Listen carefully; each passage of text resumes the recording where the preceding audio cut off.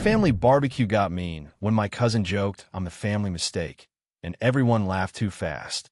The laugh hit me like heat off the grill, sudden, sharp, and way too loud for something that wasn't actually funny. We were all standing in that loose, semicircle people form when they're just chatting, but really they're performing for whoever has the loudest voice. The smoke from Dad's barbecue drifted into my eyes and made them sting, which was perfect timing because it meant I could blink hard without anyone immediately clocking the wetness. My cousin Tyler held up his beer like he was making a toast, grinned stretched wide, and said, "Come on, don't look so serious. We all know you're the family mistake." He laughed first, this high, confident bark, and then everyone else joined in, too fast like they'd been waiting for permission. My aunt slapped her knee. My uncle wheezed. Even Dad did this weird half-chuckle while he flipped sausages, eyes fixed on the tongs like the metal was suddenly fascinating. Mum's laugh was the worst because it was thin and panicked, like she was trying to outrun the moment. Tyler looked straight at me, still smiling, expecting me to laugh too, to keep it light, to prove I was a good sport. The paper plate in my hand trembled so slightly I could see the potato salad wobble. I tried to smile. I did the muscle memory version first, the one where you lift your mouth but keep your eyes blank. My throat tightened so hard it felt like the air had to squeeze past something. "What?" I heard myself say, like maybe if I asked it out loud it would turn into a joke I could understand. Tyler shrugged, casual, like he'd just pointed out a quirky fact about the weather. "You know," he said, tipping his head toward the house behind us where all the family photos were hung. The one they had too early. The whoops baby. The practice run. His eyes flicked to my parents, checking for their reaction, and when neither of them shut him down, his grin got bigger. "Relax," he added, palms up. "I am kidding. Don't get weird." My aunt, Tyler's mom, laughed again, and she said, "Tyler, stop," in this sing-song voice that didn't mean stop at all. It meant keep going, but make it cute. Someone behind me, one of my younger cousins, snorted like it was the funniest thing they'd heard all day. I could feel my face heating up, and not in a blushing way. More like my skin wanted to crawl off my body. I looked at Mom. She wouldn't meet my eyes. She stared down at the table of salads and napkins like she was urgently counting forks. It was supposed to be an easy day. That was the whole point. A Sunday barbecue at my parents' place because it's nice weather, because everyone's busy, because we never all get together anymore. I'd hesitated when Mom texted the family chat, but then she called me separately and did that soft voice. "It'll be good for you to come. Just relax, no pressure," like she was inviting me to something gentle and safe. I'd promised myself I'd show up, eat, make small talk, leave before the drinking got loud. I'd even worn a shirt I knew Mom liked because she once told me, in a rare moment of honesty, that I look more approachable in lighter colors. I arrived early and helped set up chairs. I played with the little kids. I listened to Dad talk about the grill like it was sacred. I did everything right. And then Tyler said I was the family mistake, and everybody laughed too fast, and suddenly I was 17 again, standing in the hallway while my relatives told stories about me like I wasn't there. Tyler has always been like this, funny in a way that depends on someone else feeling small. He's 3 years older than me and has spent his entire life being told he's a character.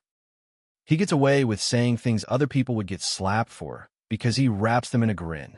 He's the guy who will call you sensitive while he's still laughing at the thing that hurt you.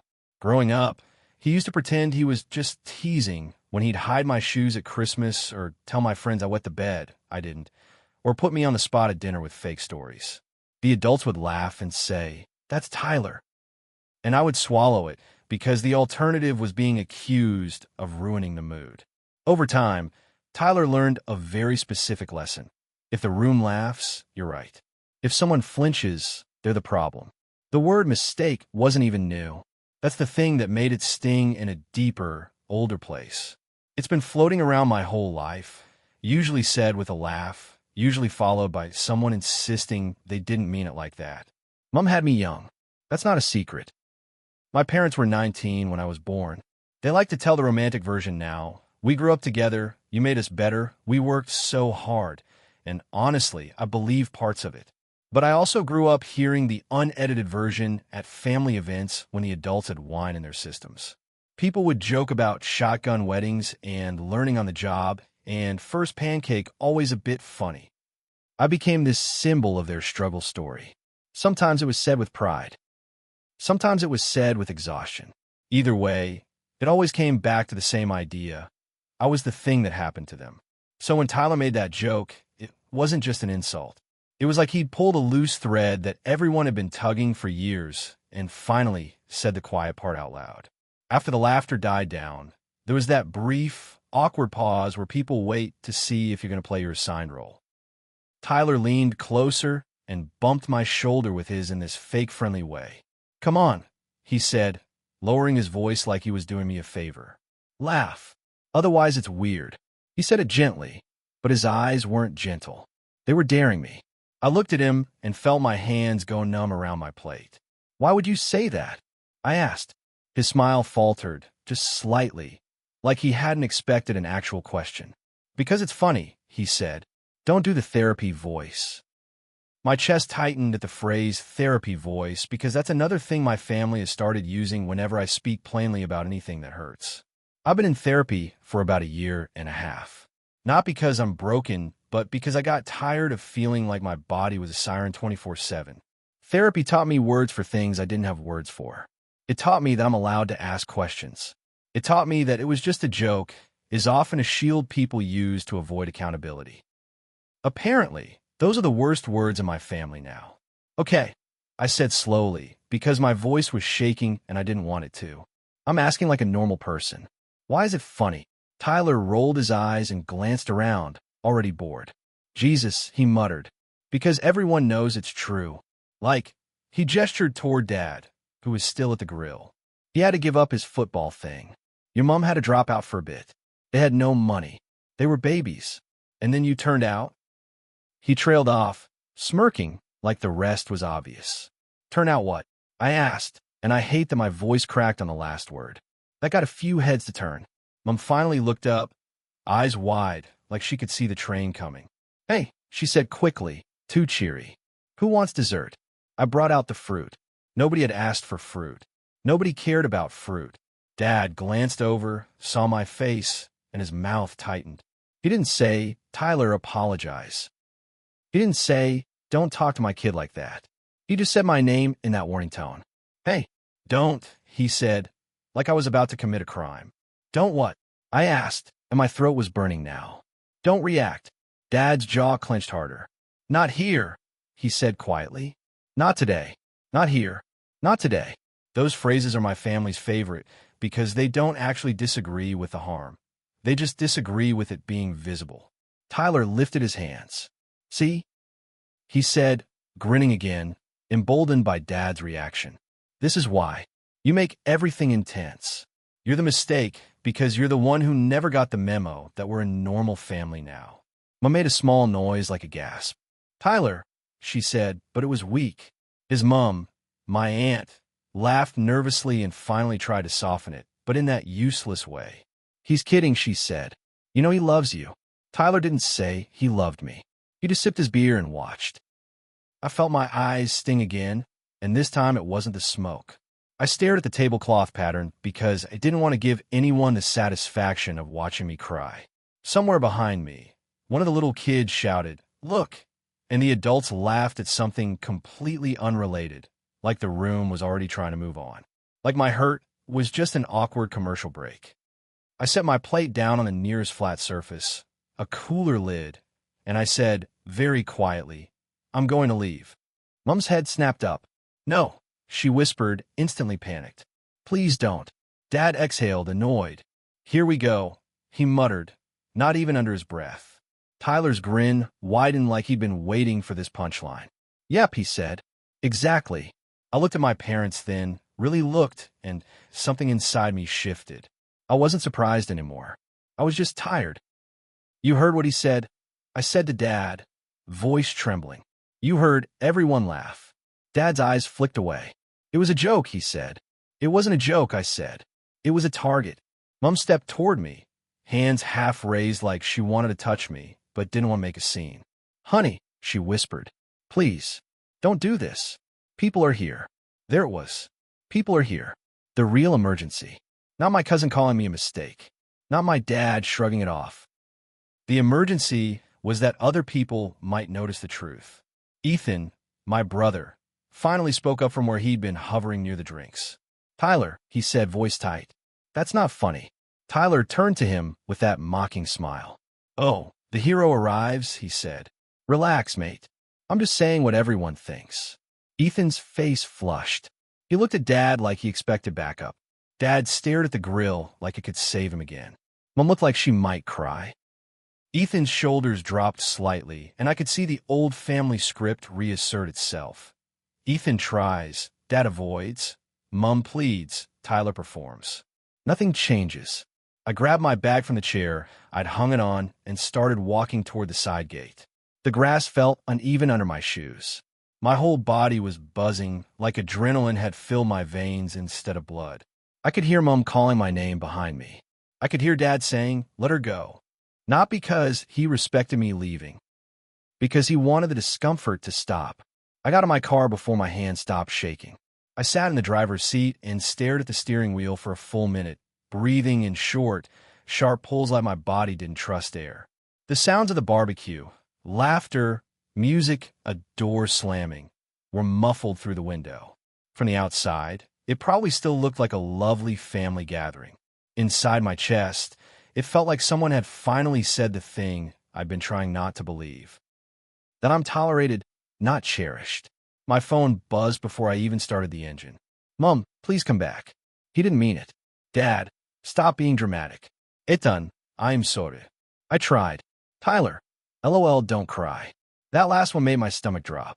It was so casually cruel it almost made me laugh, but the laugh got stuck and turned into something ugly in my throat. I drove home with the radio off because sound felt like too much.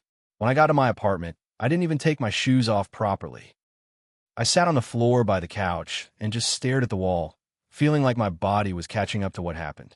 My brain kept replaying the laughter, not the volume of it, but the speed, the way everyone jumped in like they were proving they belonged on Tyler's side, the way nobody said, hey, not cool, the way Dad treated my reaction like the problem. Later that night, Mom called.